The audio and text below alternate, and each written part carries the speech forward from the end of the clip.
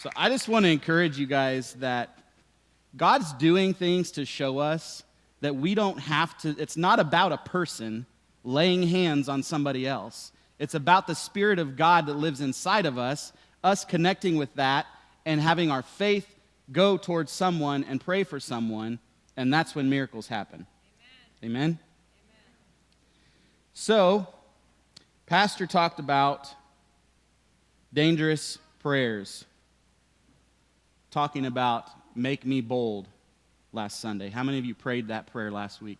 Make me bold. How many of you prayed it during the week? Every day, make me bold. Did he give you opportunities to be bold?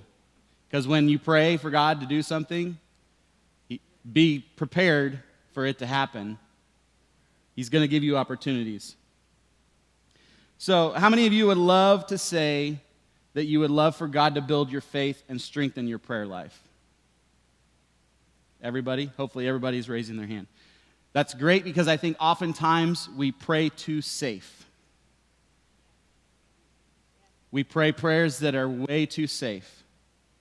Such as, God is great, God is good, let us thank him for this food. Amen. Good food, good meat, good God, let's eat. Right? We've prayed, I'm sure everyone at some point in time has prayed a prayer that's been bland, boring, and safe. Such as a general prayer of God be with me. That's great to pray, but he said he will never leave us and he will never forsake us. Or keep us safe. God, keep me safe, even though I'm driving 25 miles over the speed limit. Anyway, I won't touch that one. Bless our food. Yes, we got to pray for our food. But we need to go further than that. We need to pray dangerous prayers. That's what this sermon is about. Because Pastor pointed out last week that following Jesus was never meant to be safe. Yeah. We talked about make me bold. He said boldness is not a personality trait. It's not. Boldness is not a personality trait. Even if you're normally timid or introverted or you're a hesitant person, you can still be bold in your spirit. He gave us 3 points. Number 1, boldness almost always triggers spiritual opposition. How true is that? Yeah. Number 2, boldness often releases God's miracles. And that's true too. And number 3, he said boldness always requires faith. So, he also said, you will never fulfill your calling in your comfort zone. So often we like to be like, okay, God, this is how far I'm going to go. So this is my line, this is my comfort zone. I'm not going out of my comfort zone. And sometimes God's like, well, you prayed for boldness, so I'm going to push you out of your comfort zone, whether you like it or not. So he'll send a person in your path, maybe that person at work that is just a thorn in your side. You're like, I don't like to talk to them. But then all of a sudden they come to you and they say, can you pray with me? I have a need. And what are you supposed to say? No. That's God answering your prayer for boldness. Yeah. So, today, I'm talking about praying a dangerous prayer, asking for God to speak to us. So, at the end of the service, we're going to play a song. We're going to give you a chance to come forward and just soak and ask God to speak to you. Because so many of us are going through situations at home, situations at work. Like, some of you guys, I don't know how you're still smiling, but you are. You're here today. Right? Some of us should be in the crazy house or the jailhouse. Right? Amen. But we're here. And God has a purpose and a plan for your life. Amen. So we're going to give you that opportunity today. Our text today is in 1 Samuel chapter 3.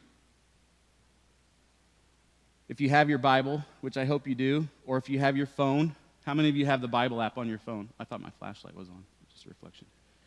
Yes, I love the Bible app, but I also love my physical Bible that I can turn the pages. So 1 Samuel chapter 3, I'm going to read through this story, 1 through 14. Meanwhile, the boy Samuel served the Lord by assisting Eli. Now in those days, messages from the Lord were very rare, and visions were quite uncommon. One night, Eli, who was almost blind by now, had gone to bed.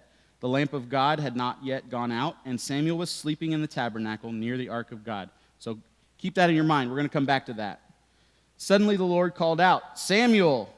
"Yes," Samuel replied. "What is it?" He got up and ran to Eli. "Here I am. Did you call me?" "I didn't call you," Eli replied. "Go back to bed." So he did. Then the Lord called out again, "Samuel." Again, Samuel got up and went to Eli. "Here I am. Did you call me?" "I didn't call you, my son," Eli said. "Go back to bed."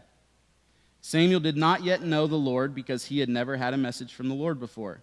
So the Lord called a third time, and once more Samuel got up and went to Eli. "Here I am. Did you call me?" Then Eli realized it was the Lord who was calling the boy. So he said to Samuel, "Go and lie down again, and if someone calls again, say, 'Speak, Lord, your servant is listening.'" So Samuel went back to bed.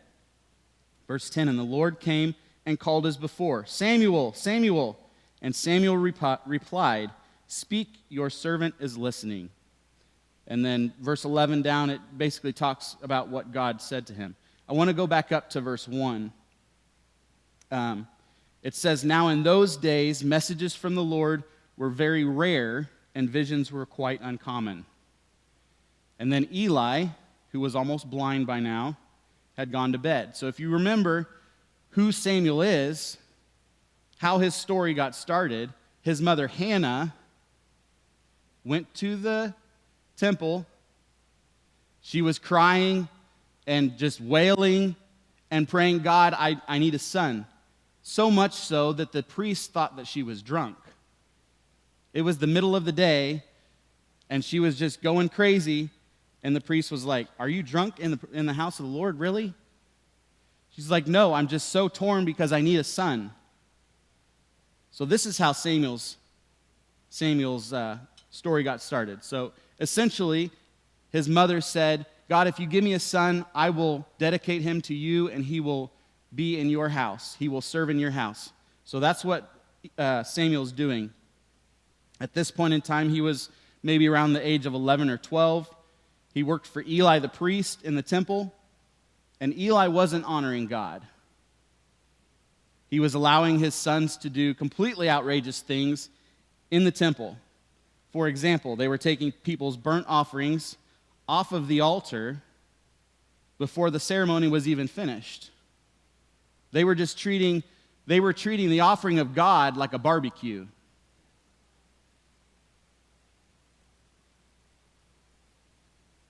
And they were seducing women who were working at the door of the temple.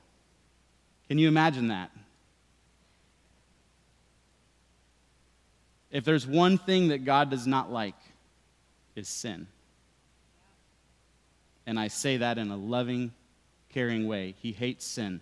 He loves us, but he hates sin because it drives us far from him. And he wants us to be close to him. So in those days, messages from the Lord were rare and visions were uncommon, and then Eli was blind. So when we are walking in sin, and I say sin as a broad term, not as specific sin. Sometimes when we think of sin, we think of murder, like worst case scenario sins. But the simplest form of sin is when God asks us to do something and we don't do it. That's sin. So you could be the nicest, caring, most caring, loving person, and God says, "Hey, pray for this person." And you say, "No, God, I'm not going to." That's sin.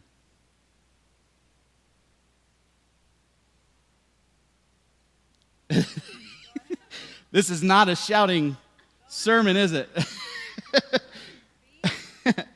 So, when we are walking in sin, regardless of what that is, we're not going to hear God's voice clearly. We're not going to see. We're not going to have vision for what God wants us to do. And maybe you wondered why were messages from the Lord rare and visions quite uncommon? Well, Eli's sons were walking in sin. When there's sin, we don't have a direct communication with God because sin blocks that. Amen. So, essentially, God spoke to Samuel because Samuel was raised up by his mother to serve the Lord. And he ends up being a great prophet. And verse 10 says, the Lord came and spoke and stood there, calling as at the other times, Samuel, Samuel. Then Samuel said, speak, for your servant is listening. So Samuel heard the voice of God, which is pretty cool. So I have a question. Maybe some of you Bible scholars can answer this for me. So when we think about when God spoke in the Scripture, when he asked someone to do something or gave them a task or an assignment, how often was it that it was going to be easy? Anybody know? Never. That's correct. So for example, Noah. God speaks to Noah. Noah, build an ark. Noah says, what's an ark? Well, you're going to build this because it's going to rain. Well, what's rain? It hadn't rained at that point yet because the dew would come up from the ground and would water the plants. There was no rain that actually came down from the heavens at this point. So he doesn't know what an ark is. He doesn't know what rain is. So then God says, okay, so I need you to build this ark because it's going to rain, and all of the human population is going to be wiped out. Oh, by the way, I need you to go get one male and one female of every living creature and bring them on the ark with you and take care of them while you're on the ark. Can you imagine what that smelled like?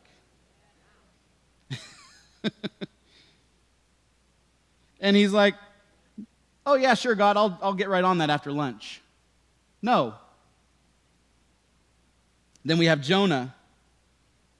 God said, Jonah, go to Nineveh. The Ninevites were the most godless, violent city. If they didn't like you, they'd cut your head off and put it on a stake outside the city. And God's saying, you need to go preach to them because they need to hear my message. They need to repent. And you're basically going to tell them, repent or die. Oh, sure, God, yeah. Yeah, I'll do that for you. Not going to be easy. New Testament, we have Mary. She was like a 12, 13, 14-year-old teenager. An angel shows up and says, Mary, blessed are you among all women. You're going to get pregnant. My Spirit's going to come upon you, and you're going to become pregnant with the Son of God, who is going to save the world from their sins. She's like, oh my gosh, yes, my brand is going to blow up. My social media is going to blow up. Hashtag Son of God, hashtag blessed. Nobody likes my jokes today, I guess. That's okay. So no, when God spoke to them, they didn't get an easy task. So why do we think when God speaks to us, he's going to ask us to do something that we're comfortable doing? He wants us to come out of our comfort zones. When God speaks to you, what he says is going to convict you. It's going to stretch you. It probably is going to scare you. It's going to seem like it's impossible. And it's going to make you very uncomfortable. Samuel heard God's voice. He didn't say, I'm going to pour out all blessings on all my people. You know that cute girl in your youth groupeth?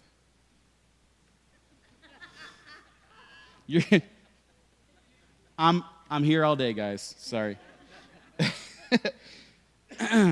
She's going to become your future wife. You're going to have 2 kids and a dog, making 6 figures, becoming a YouTube influencer. No, that's not what he said.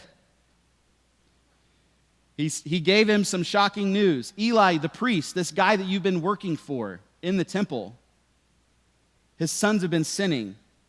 They haven't listened to their father. He's not reprimanded them. He's not said, you're not doing this correctly.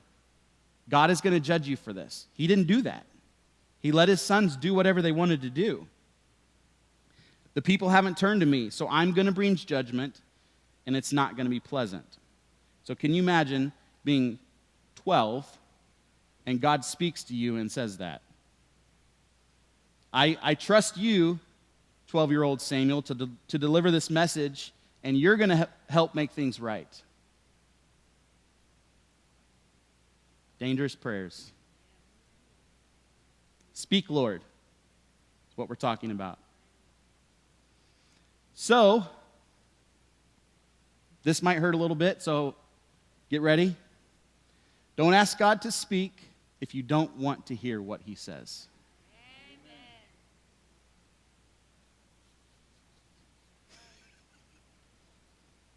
Just saying.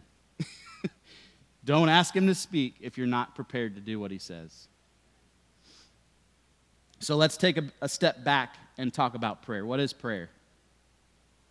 Prayer is communicating with God, talking to God. I think sometimes we make prayer so complicated. Because yes, we are communicating to the God of heaven that with the words of his mouth created the whole entire universe. And the fact that he wants to have communication with me, that can be overwhelming. But prayer is not just talking. Prayer is listening. So I've wondered sometimes if there's been times where I just come to God and I'm like, God, I really need help with this and this and this and this and this. And I bring him my whole list. And I feel like sometimes he's just like, okay, stop for just a second.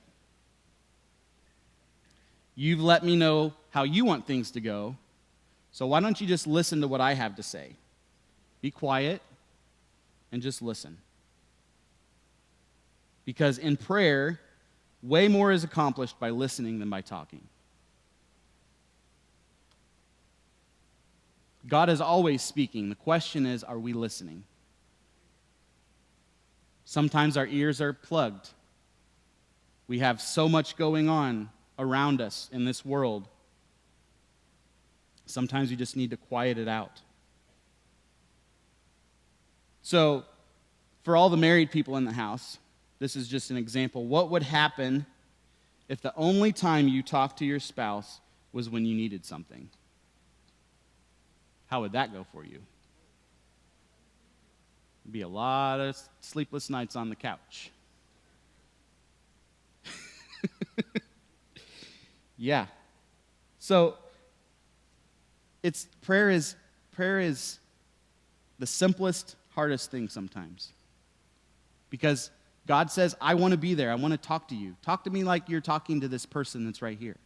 And sometimes we forget in our minds that we think that God's just up in heaven, and we're like, hey, God, how's it going?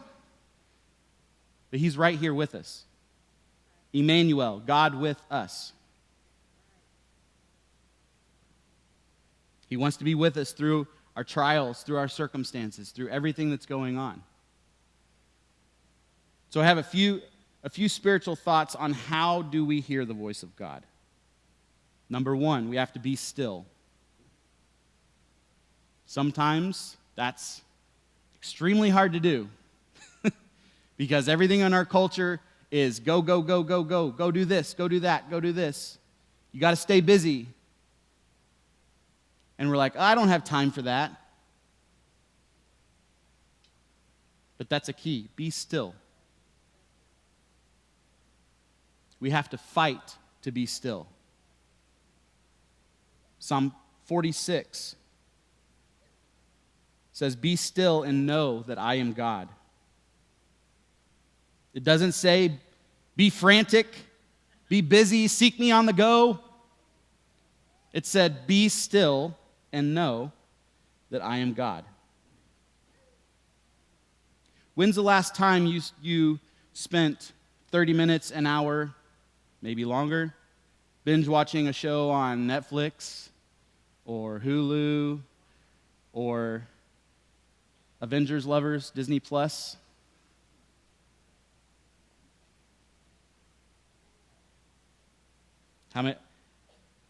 I often get caught up in the scrolling of social media, reels. You know why they called that? Because they're reeling you in.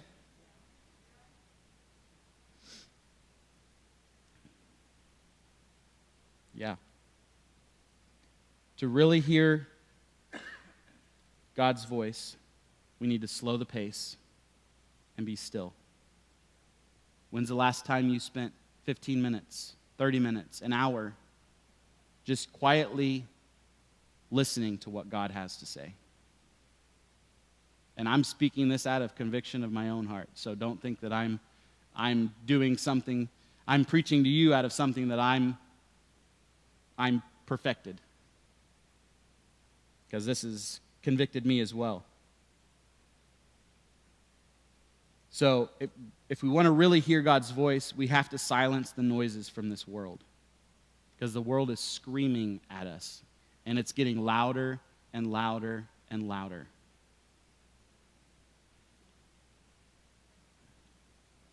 Matthew 6:5-6 says, "When you pray, don't be like the hypocrites who love to pray publicly on street corners and in the synagogues where everyone can see them. I tell you the truth, that is all the reward they will ever get. But when you pray, go away by yourself, shut the door behind you, and pray to your Father in private. Then your Father who sees everything will reward you."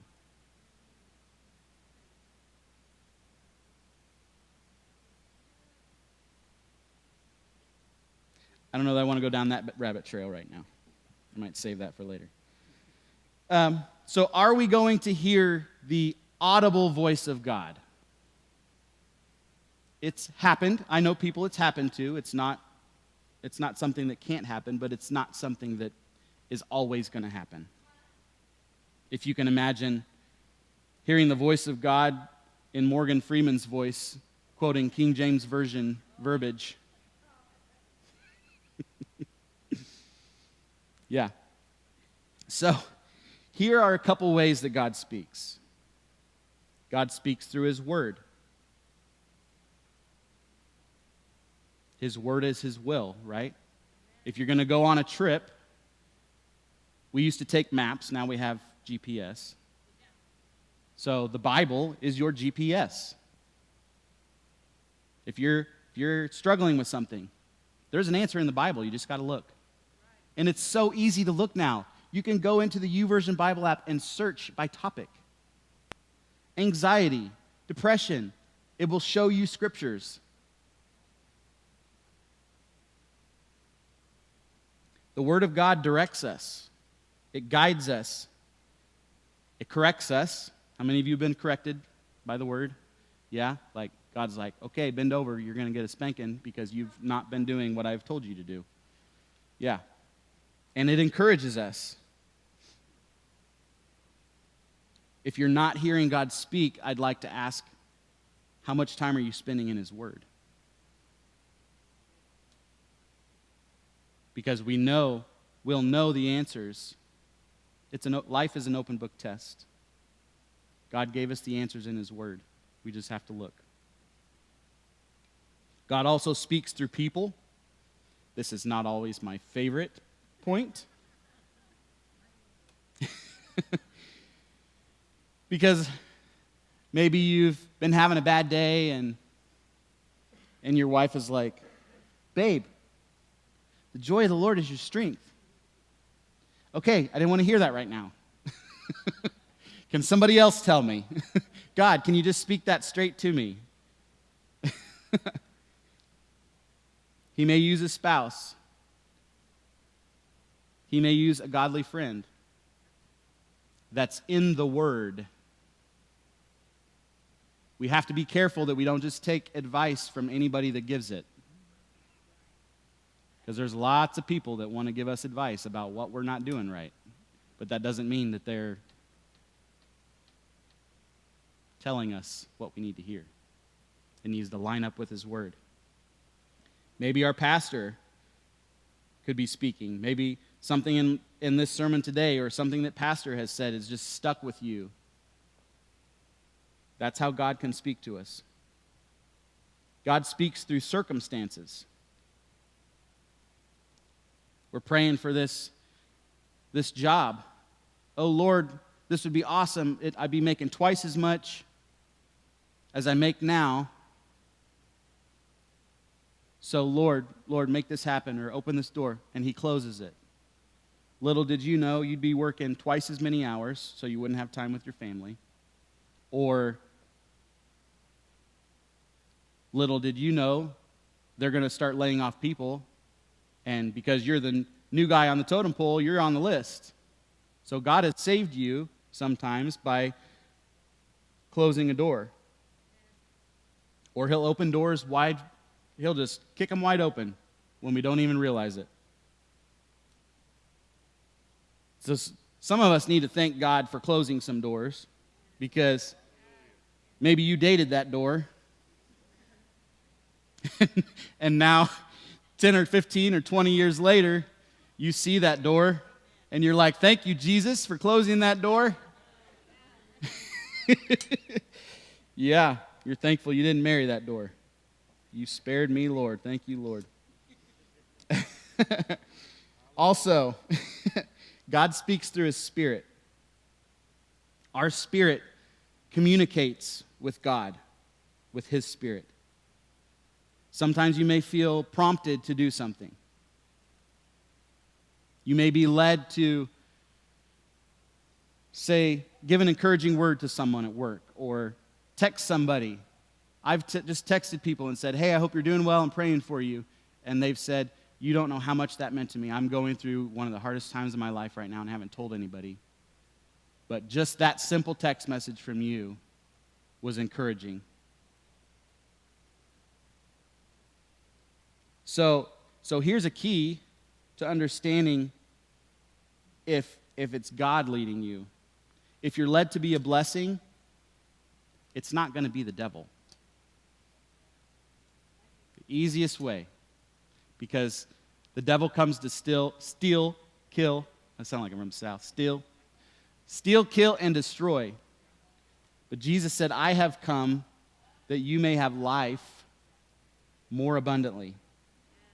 So if you're feeling a leading or a prompting to bless someone or to encourage someone, that's not the devil. The devil doesn't do that. So all of these points are really about posturing our heart and being in a posture when we're being still that we can hear from God. Because the more you listen for God's voice, the more you will recognize it. So true. Jesus said in, I think it was Matthew, talking about He's the good shepherd. Good shepherd watches out for his sheep. And when the sheep know my voice, they won't follow someone else. When we know God's voice, we're not going to follow what the enemy tells us to do.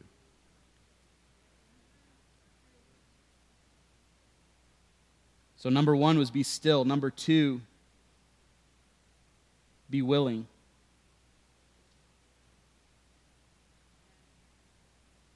Prayers can tend to be a babbling of what we want God to do.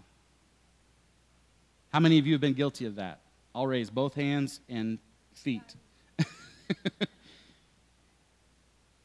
Keep me safe. Heal my headache. Save the boss who's causing my headache.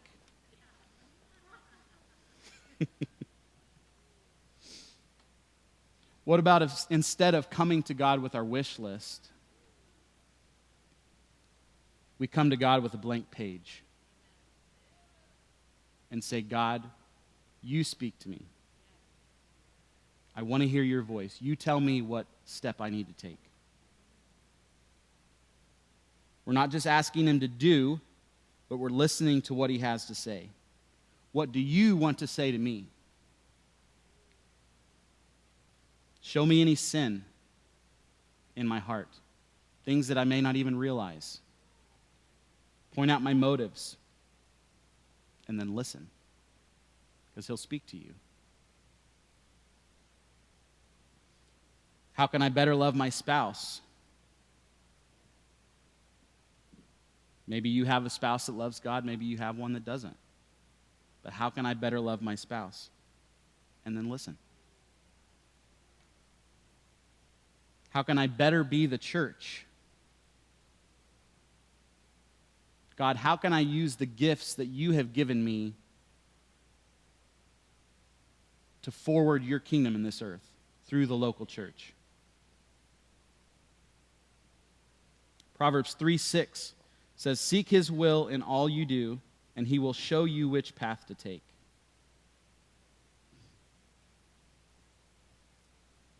One key is make sure you obeyed what God showed you last before you expect to hear him say something next.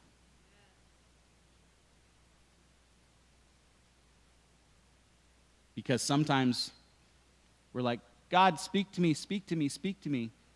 He says, I already did. 3 weeks ago, you wrote it down, but you didn't do it. You shared it on Facebook. God spoke to me and told me this, but you didn't do it. So go back and do what I told you to do last. How many of you have had your parents tell you that? Or you said, I cleaned my room. Can we go to Dairy Queen now? You didn't clean your room. Are you kidding me? No, that is not clean. No, your definition of clean and my definition of clean are not the same. So, maybe he isn't showing you what to do in the future because you haven't done what he gave you to do in the past. I told you this isn't a shouting amen sermon, but it's keys. Keys to hear God's voice. So 1 was be still, 2 is be willing, 3 is be ready. When God speaks to you, make sure that you're ready to do what he says. And it's not a, you have to do what I say. It's a, do what I say because I have good things in store for you. Samuel had to be ready to do what God said. He said, Eli and his sons are sinning. They're not following me. Their hearts are not right. So this is what I'm going to do. So be ready because I'm raising you up to take his place because he is not following me. He may speak to you and reveal something to you that you didn't want to acknowledge. Anybody been there? Like, ouch, God, that hurts. That really hurt. Maybe he's speaking to you to lead a life group, and you're freaked out because you've never prayed out loud before, or you've never prayed in front of people before. God wants to stretch us. God wants to make us better. Maybe he's telling you to give radical generosity. Maybe giving when you have a need as well. I've been there. Maybe he's showing you sin in your heart. David said, search my heart.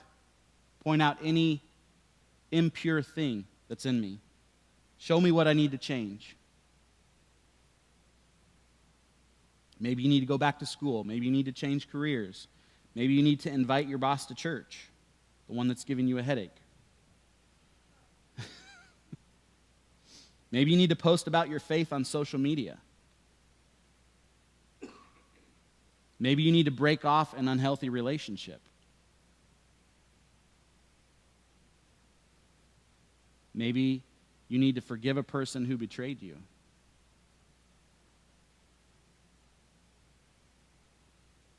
That's a tough one. So I want to invite you to pray for the next 7 days. Speak to me. God, speak to me.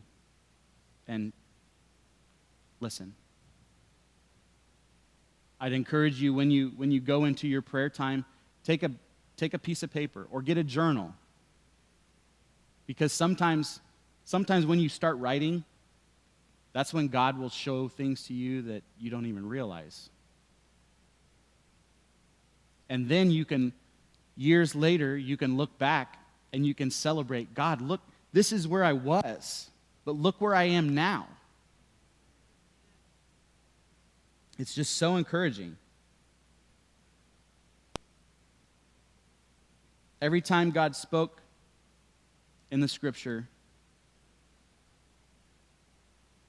they seemed like they were unequipped, unprepared. I mean, Noah didn't even know what an ark was. He didn't know what rain was.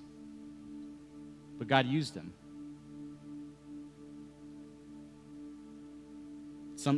You may feel unqualified, but God doesn't call the qualified. He qualifies the called. Each of us have a calling on our life. So don't discount or count yourself out because of, well, I did this or this happened to me 10 years ago. God's saying, that's in the past. It's under the blood. You just need to spend some time with me. There's a good chance it's going to be scary.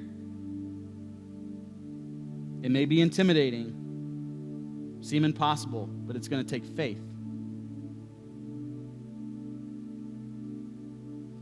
But the only thing more dangerous than praying this prayer is not praying this prayer.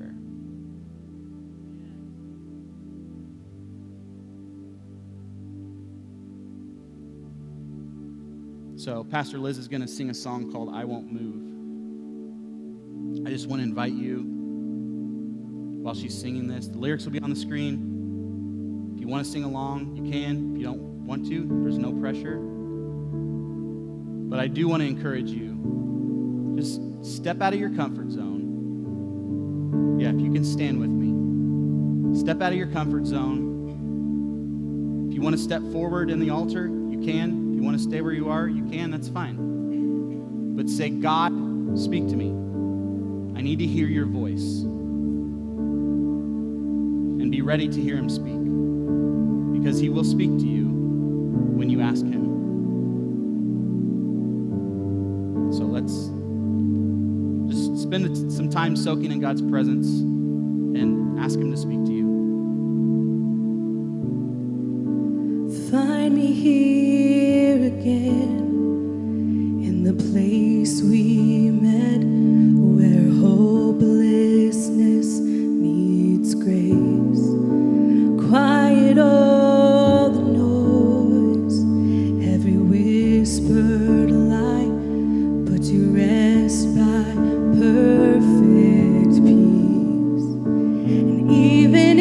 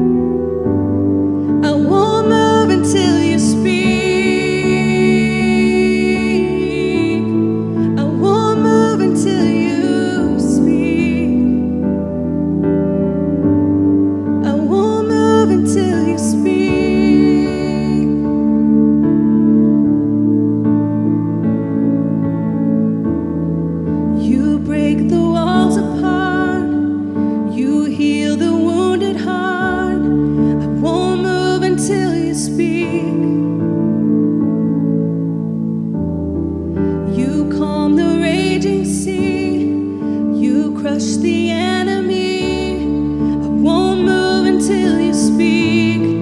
You break the walls apart. You heal the broken heart. You've been there from the start. I won't move until you speak. And you calm the raging sea. You crush the enemy. You set the broken free. I won't move until you speak. You break the walls apart. You heal the wounded heart. You've been there from the start. I won't move until you speak. And you calm the raging sea. You crush the enemy. You set the broken free. I won't move until you speak. And when my eyes cannot see, it's your voice that's leading me. And out of darkness and into light, it's your love breaking through the night. I won't move until you speak. I won't move until you speak. I won't move until you speak.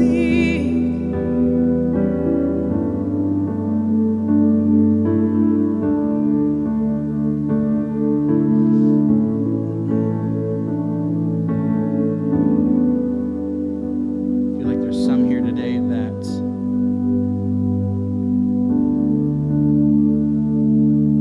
you've been fighting in your own strength.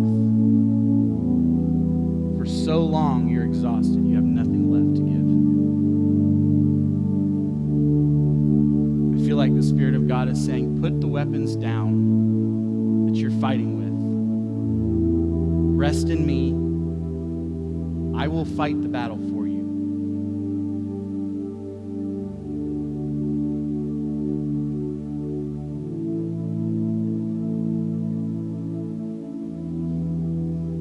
Thank you, Lord. I feel like there's people here too that you're you're here dealing with circumstances that you don't have answers for. You're just like, God, I don't know what to do. I'm at my wit's end. I've done everything that I know to do, and I still don't have answers.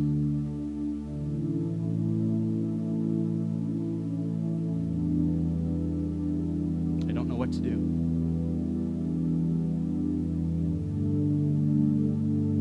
Spend time in His presence.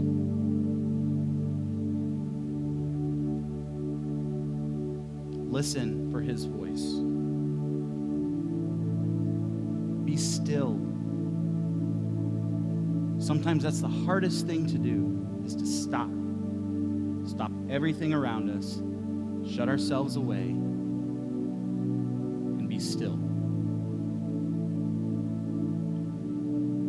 Because I promise you, if you stop and listen, you will hear Him speak. He will speak to you.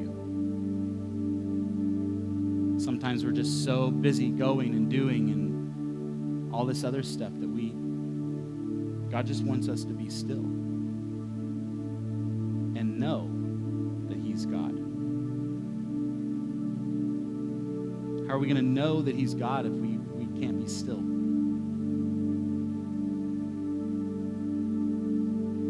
So I encourage you this week,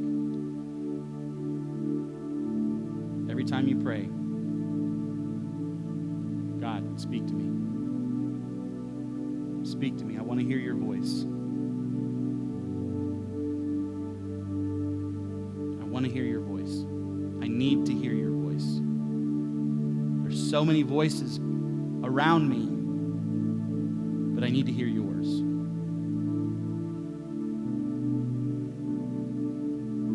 If you're in this house or online and you've never given your life to Christ, I want to encourage you. There's no better day than today,